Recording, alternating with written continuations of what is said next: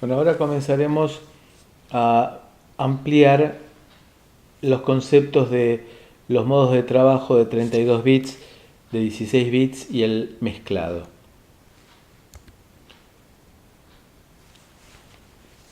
En el comienzo, cuando se trabajó con los primeros microcontroladores de 32 bits, se proveyó una forma de disminuir la exigencia de memoria, es decir, ampliar, aprovechando de que había ciertas instrucciones que no requerían la totalidad de los 32 bits del código de operación. Se creó entonces un modo que llamó Thumb, también con esa costumbre que suelen tener los sajones de jugar con las palabras.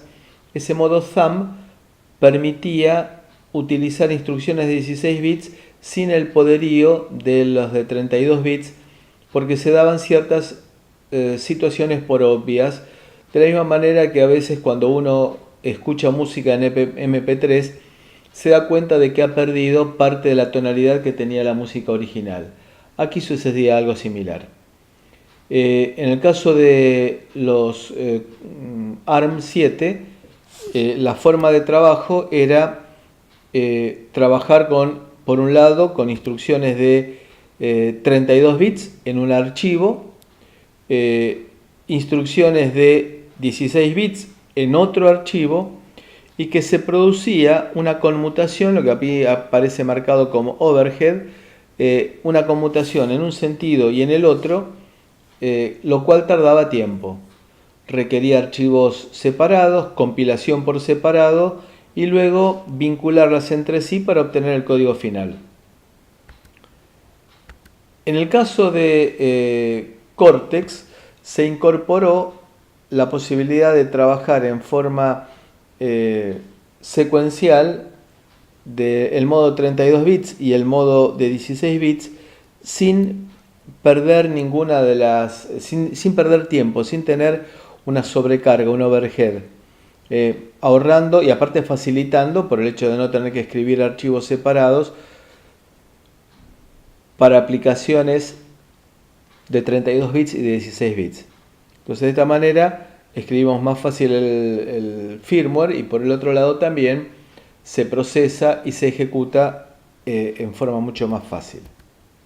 Entonces nos permite mezclar instrucciones de 16 bits con 32 y aunque parezca decepcionante, la mayor parte de las instrucciones de Cortex-M son de 16 bits porque en muchos casos no se justifica y lo vamos a tratar de expresar ahora.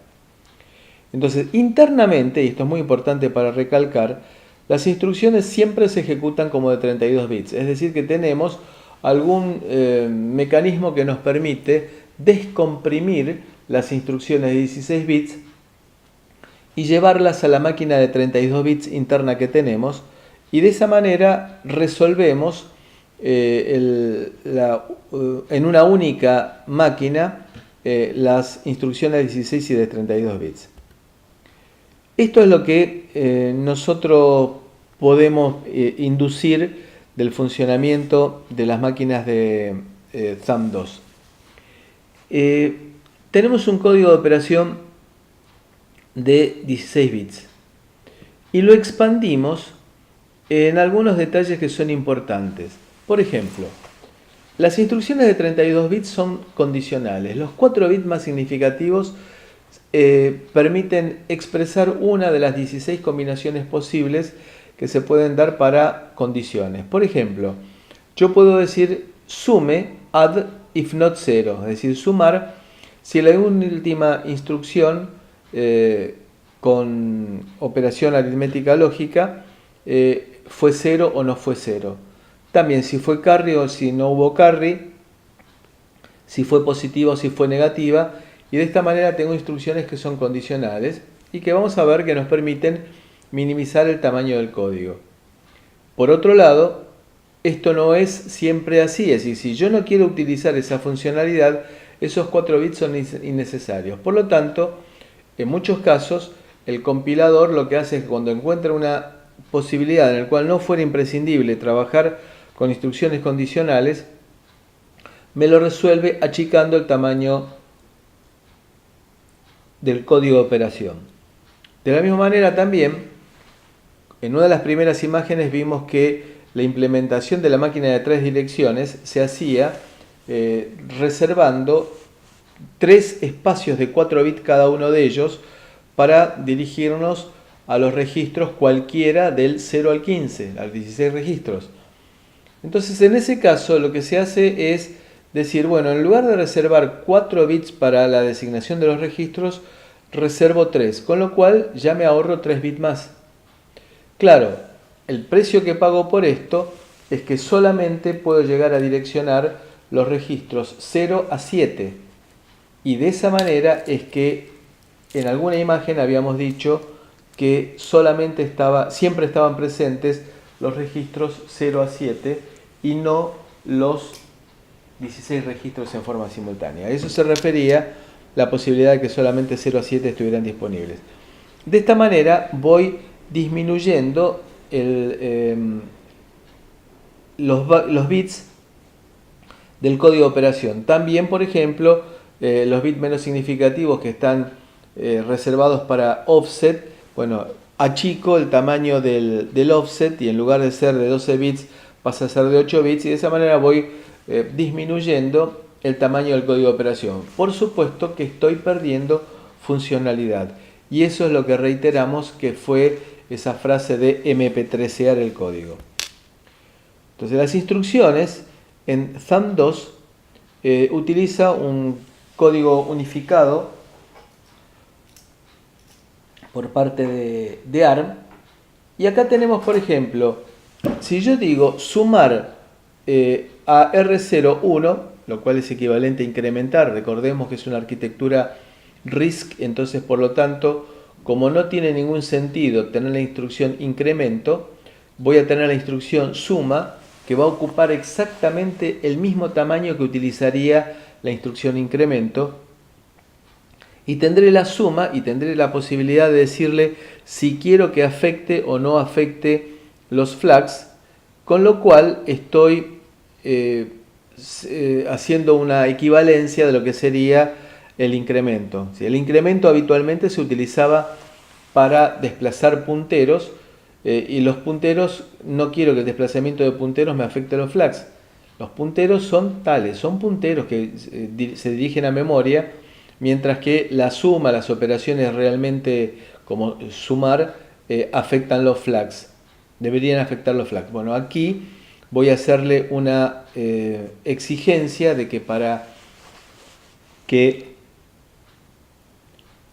se afecten los flags tengo que decírselo explícitamente y eso lo vemos con el agregado de la letra S a la suma. En ese caso la suma de R0 con 1 es lo mismo que sea de 16 o de 32 bits porque no tiene ningún requerimiento de que sea condicional esa instrucción como está escrita, y al ponerle la S le estoy obligando al microcontrolador de que esa suma afecte los flags. En la parte inferior de la imagen tenemos un punto W y un punto N. El punto W quiere significar wide, ancho. Esto me lleva a trabajar con 32 bits de código de operación fuerza.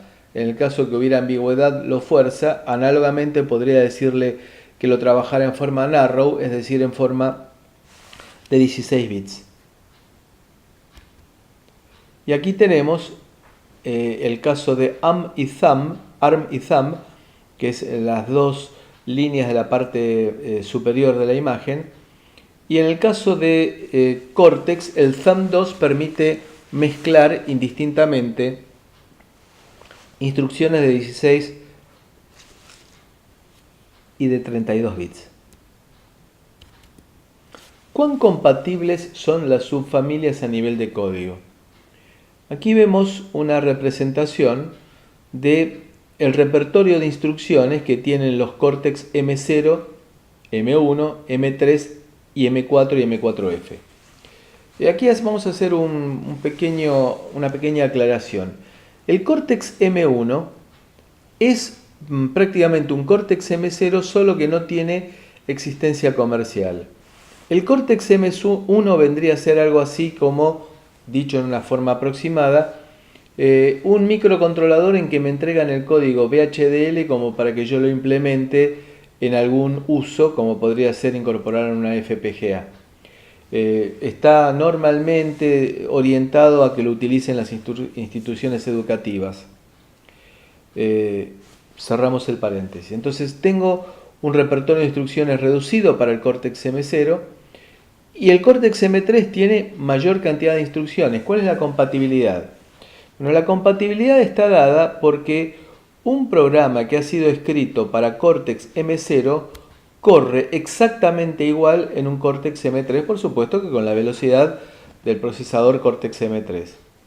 Análogamente, un programa escrito en Cortex M3 corre tal cual en Cortex M4. Y el M4F quiere significar que incorpora funciones de punto flotante, es decir, que un código escrito para Cortex M4 corre en Cortex M4F también. Es decir, que un código escrito en Cortex M0 puede correr en un M4F. Por supuesto que al revés no, porque M4 ya incorpora funciones de DCP que no están presentes ni en M3 ni en M0. Es decir, que la compatibilidad inversa no existe.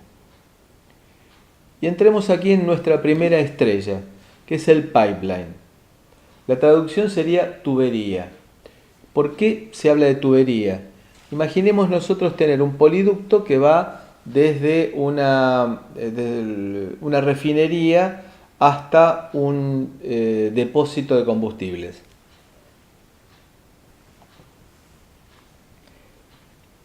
Se comunican desde el depósito de combustibles con la refinería y le dice, por favor envíenme 100 metros cúbicos de nafta premium. Empieza a circular por la tubería. Luego dice, bueno, ahora envíenme 200 metros cúbicos de gasoil. Lo envían. Y después dice, envíenme ahora 50 metros cúbicos de petróleo crudo. Entonces, veamos que a medida que va avanzando el tiempo, se va desplazando cada uno de los combustibles que hemos mencionado. Entonces, si sacamos una foto de la tubería, vamos a ver que tenemos en la parte más avanzada, tenemos la nafta premium, luego viene el gasoil y por último viene el petróleo. Es decir, que están los tres circulando en forma continua a lo largo de la tubería. Y esa es la idea que vamos nosotros a trasladar a nuestro microcontrolador.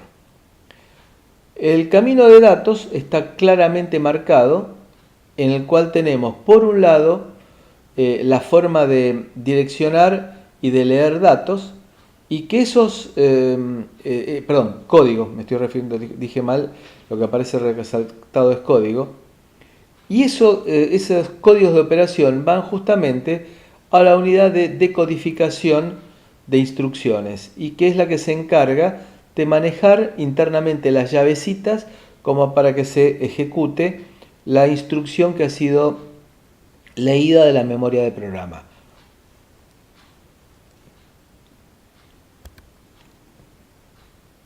El pipeline se debe entender como la secuencialidad de las instrucciones. Dijimos en la primera imagen de que el ciclo perpetuo que hace un microcontrolador en ejecución es búsqueda de código de operación, decodificación y ejecución. Entonces tenemos que buscamos un código de operación, por ejemplo en la dirección 100 hexadecimal, y hasta ahora lo que se haría es decodificar la instrucción y luego ejecutarla y esperar para buscar un nuevo código de operación. Aquí lo que se hace es, mientras decodifico la instrucción cuyo código de operación acabo de leer, busco otro código de operación. Análogamente, mientras ejecuto el código de operación que acabo de decodificar y que había buscado en la dirección 100, decodifico el de la 104 y busco un nuevo código de operación. De esta manera es el caso de la tubería. Comienzo a ejecutar y veo que estoy ejecutando una instrucción por cada ciclo de reloj. De esta manera, trabajando en paralelo con 3 unidades, los Cortex más nuevos tienen 6 unidades de pipeline, 6 etapas de pipeline. Aquí lo que estoy haciendo es ejecutar una instrucción por cada ciclo de reloj. Por lo tanto, cuando yo leo, por ejemplo, que el Cortex M4 de la Educia tiene 204 MHz, uno dice que aproximadamente ejecuta 204 mega instrucciones por segundo, y aproximadamente por lo que vamos a ver a continuación.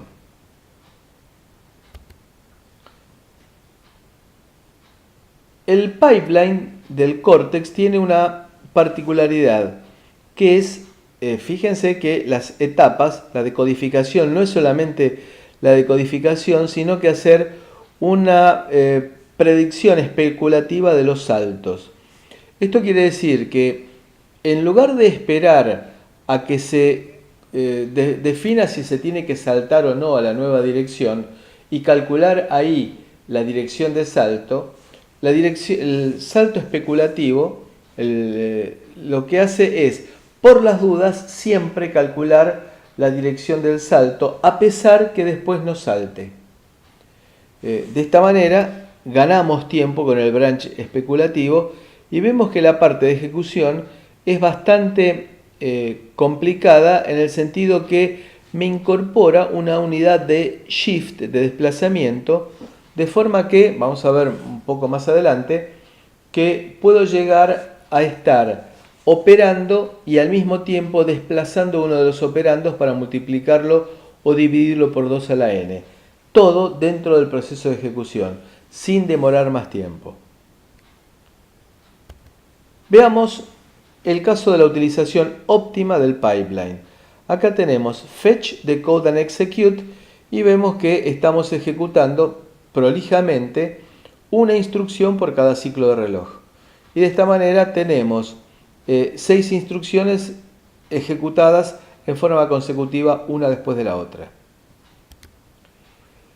¿Qué pasa cuando encontramos un branch, un salto?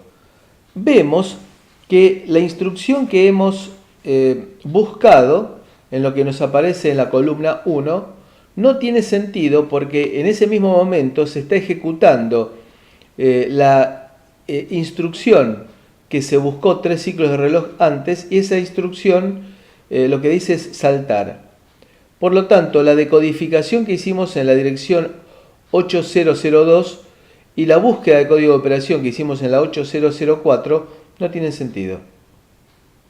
Por ese motivo, a veces se dice en forma errónea que el salto dura 3 ciclos de reloj.